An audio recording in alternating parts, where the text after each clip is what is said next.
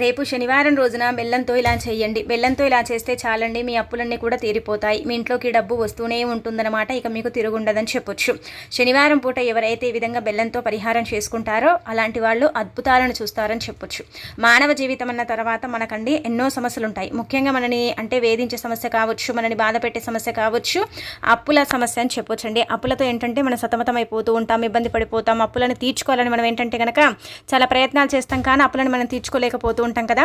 అలాంటి వాళ్ళు శనివారం పూట అండి వెంకటేశ్వర స్వామి పటం ముందు ఇలా ఈ చిన్న పరిహారం చేసుకొని ఆ తర్వాత బెల్లంతో ఈ విధంగా చేసేసుకోండి. మీరు చూడండి, మీరే ఏంటంటే కనుక ఆశ్చర్యపోతారు. మీ అప్పులు తీరిపోతాయి, అప్పులు ఇచ్చే స్థాయికి మీరు వెళతారనమాట. అలానే కాకుండా శనివారం కాబట్టి కొన్ని నియమాలను ఆచరించుకుంటూ పరిహారం చేసుకోండి. ఇక మీ సుడి తిరిగిపోయి మీకంతా కూడా మంచి జరుగుతుంది.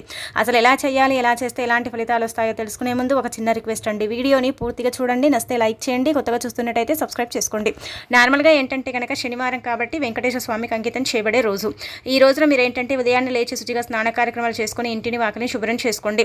ఉతికిన వస్త్రాలు ధరించి వెంకటేశ్వర స్వామిని పూజించుకోండి. నార్మల్గా ఏంటంటే కనుక 7 కొండల వారిని మనం పూజించినా ఆరాధించినా మన అప్పులు తీరిపోతాయి. ఇది అందరికీ తెలిసిన విషయమే.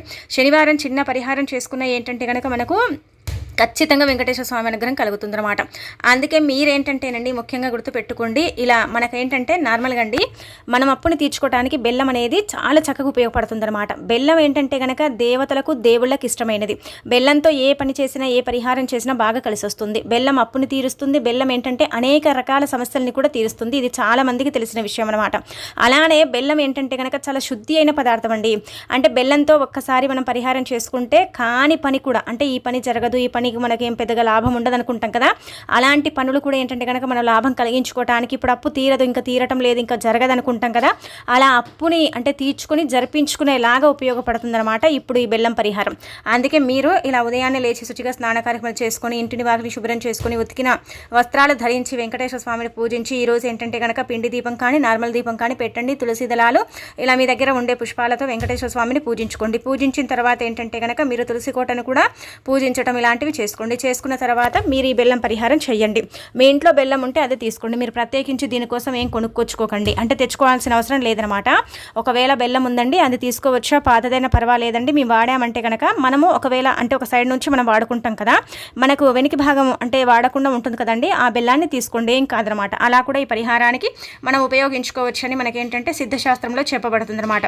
మరి ఇలా బెల్లం తీసేసుకున్న తర్వాత మీరేంటంటే కనుక ఈ పనిని చేసుకోండి. ఇలా బెల్లం అనేది ఏంటంటే చాలా వరకు కూడా అండి పవిత్రతను కలిగి ఉంటుంది. బెల్లము అంటే చాలా శుద్ధి అయినదని మనం ముందే చెప్పాం కదా. బెల్లంతో చేసుకునే ఎటువంటి పరిహారమైన సరే ఫలితాన్ని ఇస్తుందన్నమాట. బెల్లము అంటే భగవంతుడి ముందు పెడతాం కదా, ఇప్పుడు అంటే వెంకటేశ్వర స్వామి పటం ముందు కానీ మిగతా పటాల ముందు కానీ ఎక్కడైనా సరేనండి పెడతాం కదా, అదేంటంటే కనుక దైవానికి చేరుతుందన్నమాట. దేవుడు తీసేసుకుంటారు, దేవుడికి అంకితం చేయబడుతుంది. కాబట్టి చాలా వరకు కూడా బెల్లానికి చాలా ప్రాధాన్యత ఇస్తారు.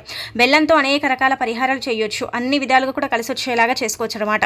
మనం ఏమనుకుంటామంటే కనుక బెల్లమే కదా, బెల్లంతో ఏం పెద్దగా ప్రయోజనం ఉంటుంది, బెల్లం వల్ల మనకేం లాభం ఉంటుంది అనుకుంటాం. కానీ బెల్లం వల్ల మనకు చాలా ప్రయోజనాలు కలుగుతాయండి, చాలా లాభాలు ఉంటాయి.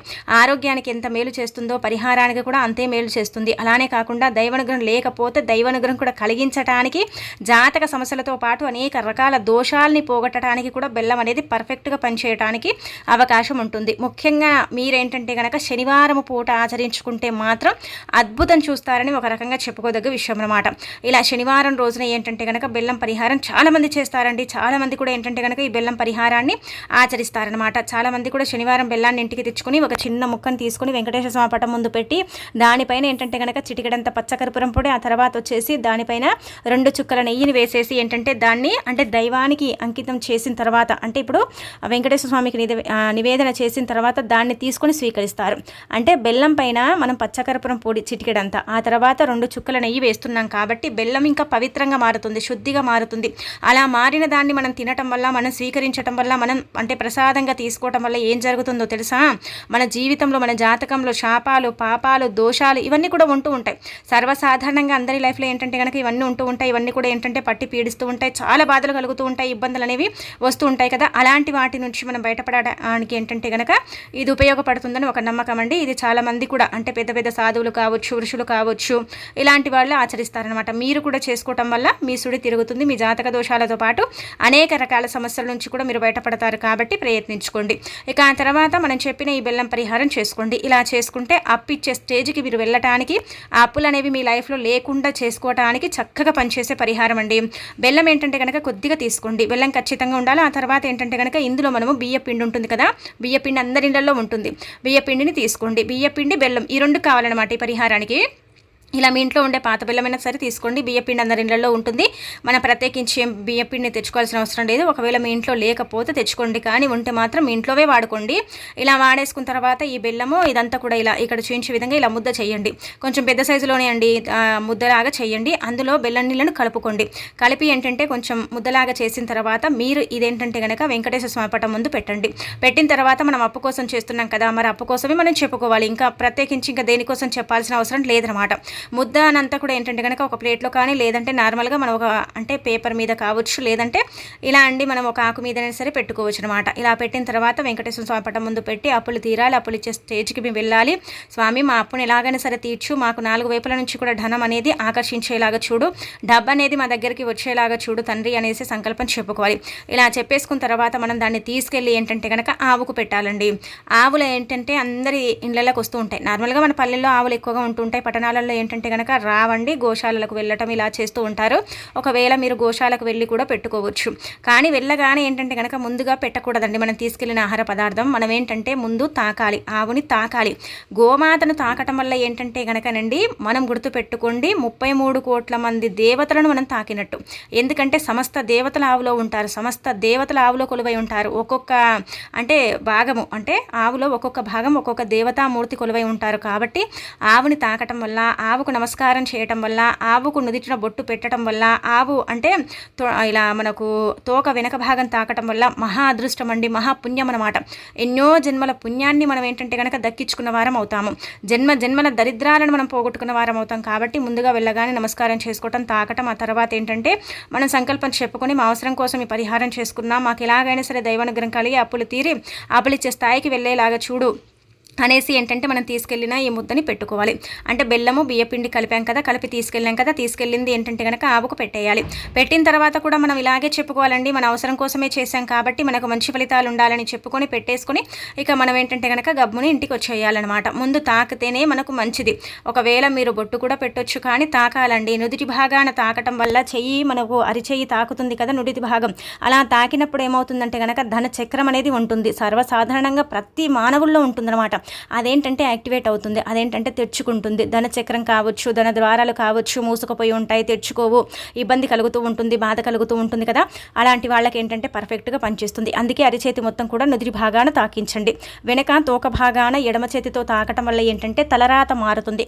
అంటే తలరాత మారుతుందంటే కనుక మీ జీవితం మొత్తం మారుతుంది కాదండి, మీలో ఉండే దరిద్రాలు మీకంతా కూడా ఏంటంటే కనుక బాగుండకపోవటం, ఎప్పుడు ఏదో ఒక రకంగా ఇబ్బంది బాధలు ఉంటూ ఉంటాయి కదా, అలాంటివి పోవటానికి అలాంటివి మారటానికి చక్కగా ఏంటంటే కనుక ఉపయోగపడుతుంది. ఒకసారి చేస్తే మీకు అర్థమైపోతుంది, రెండోసారి మీకు మీరే చేసుకుంటారు, ఇంకా మీకు మీరే చేసేసుకుని ఆశ్చర్యపోతారని చెప్పొచ్చు. ఆవు అనేది ఏంటంటే కనుక హిందువులు అంటే మన సాంప్రదాయ ప్రకారం ఏంటంటే గోమాతను పూజించడం, ఆరాధించడం, అలానే కాకుండా గోవుకు బొట్టు పెట్టడం, కాళ్ళకు పసుపు పెట్టడం, ఇలా మనం గోపూజను చేసుకోవడం, ఇలాంటివన్నీ కూడా సర్వసాధారణంగా మనం చేస్తూ ఉంటాం. కాబట్టి శనివారం పూట ముఖ్యంగా మనం గుర్తుపెట్టుకొని ఆవు గనక మనం ఈ విధంగా ఏంటంటేనండి ఆహారం పెడితే చాలా మంచిది. అప్పు కోసం చేసి మనం పెడుతున్నాం కాబట్టి అప్పు తీరుతుంది, 4 వైపుల నుంచి డబ్బు వస్తుంది, ధన ద్వారాలు తెచ్చుకుంటాయి, దైవమే ఏదో ఒక రూపంలో మన ఇంటికి డబ్బుని పంపడానికి కూడా అవకాశం ఉంటుంది. కాబట్టి ఈ విధంగా మీరు ప్రయత్నించుకోండి, ప్రయత్నించేసి చక్కగా ఫలితం అనేది పొందండి. ఖచ్చితంగా ఫలితం అనేది ఉంటుంది, మార్పుని మీరు గమనించుకోగలుగుతారు. చిన్నప్పైనా సరే పెద్దప్పైనా సరే తీరుతుంది. అప్పు కోసం చేసే వారికి అయితే ది బెస్ట్ ఫలితాన్ని తెచ్చిపెట్టే పరిహారం అండి, చాలా చక్కగా ఏంటంటే కనుక ఉపయోగపడుతుంది అనమాట. అందుకే ఈ విధంగా మీరు చేయటం వల్ల, ఈ విధంగా మీరు చేసుకొని ఫలితం పొందటం వల్ల మీ జీవితంలో ఉండే కొన్ని రకాల అప్పులు అనేవి పోతాయన్నమాట. ఇది చాలా మంది కూడా ఆచరిస్తారని చెప్పడం జరుగుతుంది. కాబట్టి శనివారం పూట చేయండి. ఇక ఆ తర్వాత ఇంకొకటి ఇప్పుడు చెప్పేది ఏంటంటే కనుక ఈ చిన్న పరిహారం కూడా ఈ విధంగా ఆచరించుకోండి, అలా కూడా మీకు ఫలితం అనేది వస్తుందన్నమాట. అలా కూడా మీరు ఏంటంటే కనుక ఫలితాన్ని పొందుతారని చెప్పొచ్చు. చాలా చిన్న పరిహారం అండి. ముందేంటంటే అప్పుని తీర్చుకోవడానికి చేసుకున్నాం కదా, రెండోది ఏంటంటే కనుకనండి డబ్బుని రప్పించుకోవడానికి చేసుకునేది అనమాట. ఇది కూడా చాలా చాలా పవిత్రతను కలిగి ఉండే పరిహారం అండి, చాలా శక్తివంతమైన పరిహారం. కాబట్టి దీన్ని కూడా మీరు పరిపూర్ణ నమ్మకంతో ఆచరించండి. ఇదేంటంటే కనుక తులసి మొక్క దగ్గర చేసుకునే పరిహారం. శనివారం పూట ఏంటంటే కనుక తులసి మొక్క దగ్గర ఎవరైతే ఇప్పుడు మనం చెప్పే విధంగా ఈ చిన్న పరిహారం చేసుకుంటారో అలాంటి వాళ్ళకైతే మంచి ఫలితాలు ఉంటాయన్నమాట. నార్మల్గా అండి మనకేంటంటే కనుక వ్యాపారం చేసే సంస్థల్లో కావచ్చు, అంటే వ్యాపారం చేస్తున్నాం, మనకు ఏవైనా సరే చిన్న చిన్న షాపులు ఉన్నాయి, చిన్న కొట్లు ఉన్నాయి, ఏవో ఒకటండి ఉన్నాయి. కానీ అక్కడ ఏంటంటే కనుక బాగా వ్యాపారం సాగుతుందండి. చాలా వ్యాపారం అనేది బాగానే ఉంటుంది. కానీ మధ్య మధ్యలో ఏంటంటే కనుక అప్ డౌన్ అనేది అవుతూ ఉంటుంది. ఒక్కొక్కసారి ఏంటంటే మాకు కొద్ది రోజుల పాటు వ్యాపారం అనేది సాగదు. ఒక్కొక్కసారి ఏంటంటే ఆటోమేటిక్గా వ్యాపారం అనేది చాలా బాగా జరుగుతూ ఉంటుందండి. అప్పుడు ఏంటంటే మేమే ఆశ్చర్యపోతాము. అసలు ఒక్కొక్కసారి ఏంటంటే మాకు ఏమనిపించదండి, అసలు మాకు ఎందుకు ఇలా జరుగుతుందో కూడా తెలియదని బాధపడిపోతూ ఉంటారు. అలానే కాకుండా డబ్బు అనేది రాదండి, ఆగిపోయిందండి, లక్ష్మీదేవి మమ్మల్ని అనుగ్రహించడం లేదు, ధనం అనేది రాక మేము నరకం చూస్తున్నామనండి, చాలా వరకు కూడా ధన సమస్య మమ్మల్ని ఇబ్బంది పెడుతుందని బాధపడతారు కదా. అలాంటి వాళ్ళు ఏంటంటే కనుకనండి ఇప్పుడు చెప్పి ఈ పరిహారం చేసుకోండి. ఇది కేవలం ఏంటంటే కనుక గుర్తుపెట్టుకోండి, తులసి మొక్క దగ్గర మాత్రమే చేయాలి. మీరు 5 రూపాయల బిల్లని తీసుకోండి. 5 రూపాయల బిల్ల ప్లేస్లో ఏంటంటే రాగి నాణ్యం కూడా తీసుకోవచ్చు. రాగి ఎప్పుడు కూడా రాబడిని తెచ్చిపెడుతుంది, అంటే పెంచుతుంది, తగ్గించదు, పెంచడానికి అవకాశం ఉంటుంది. రాగికైనా ఎప్పుడు కూడా ఏంటంటే ఎదిగేలాగా చేస్తుంది, ఎదగకుండా ఏంటంటే పాతాళంలోకి తొక్కేసేలాగా కాకుండా ఎదిగేలాగా చేస్తుంది. అది రెట్టింపు ఫలితాన్ని ఇస్తుంది. కాబట్టి రాగి నాణ్యం ఉంటే చాలా మంచిది. లేదు రాగి నాణ్యం అంటే 5 రూపాయల బిల్లని తీసుకోండి. తీసేసుకున్న తర్వాత దాన్ని ఏంటంటే కనుక పాలతో కానీ నీళ్ళతో కానీ శుభ్రం చేయండి. చేసిన తర్వాత 5 రూపాయలని ఏంటంటే కనుకనండి తులసి మొక్క మొదట్లో మీరు పూజ చేసుకున్న తర్వాత ఒక సైడ్కు పెట్టేయండి. పెట్టేటప్పుడు గట్టిగా సంకల్పం చెప్పుకోండి, ధనం కోసం చేస్తున్నాం కాబట్టి డబ్బు రావాలి, లక్ష్మీదేవి అనుగ్రహం కలగాలి, సంపాదన పెరగాలి, ఐశ్వర్యం అభివృద్ధి అనేది ఉండాలి అనేసి సంకల్పం చెప్పుకొని ఆ తర్వాత ఒక సైడ్కి ఏంటంటే కనుక తులసి మొక్క మొదట్లో పెట్టాలి. అలా పెట్టేసి వదిలేసిన తర్వాత ఒక 10-15 నిమిషాల తర్వాత 5 రూపాయల బిల్లని తీసుకుని వ్యాపారం చేస్తున్నారనుకోండి, అక్కడ ఏంటంటే కనుక గల్లాపెట్టెలో ఈ యొక్క 5 రూపాయల బిల్లని ఏంటంటే సీక్రెట్గా పెట్టండి. ఇది తీయకూడదు, అలానే కాకుండా ఖర్చు చేయకూడదు, ఎవరికి కస్టమర్స్ కూడా ఇవ్వకూడదు, మీ యొక్క అంటే గల్లాపెట్టెలోనే ఉండాలన్నమాట. అలా ఉంటేనే ఏంటంటే కనుక మీకు మంచి ఫలితం వస్తుంది. ఎందుకంటే తులసి మొక్కలో మట్టి ఉంటుంది కదా, అది కూడా ఏంటంటే విపరీతమైన పూజలు అందుకుంటుందండి. అలానే కాకుండా విపరీతమైన పూజలు అంటే మనం చేస్తూ ఉంటాం. తులసి కోట అంటేనే పవిత్రమైన కోటగా పరిగణిస్తాం. కాబట్టి తులసమ్మ చాలా శక్తివంతమైనది, లక్ష్మీదేవి రూపం. కాబట్టి లక్ష్మీదేవి అంటే డబ్బుకు అంటే ఆది దేవత, అంటే సంపాదన పెంచే అమ్మవారు. కాబట్టి మన సంపాదన పెరగాలంటే లక్ష్మీదేవి దగ్గర ఇలాంటి పరిహారాలు చేయాలి.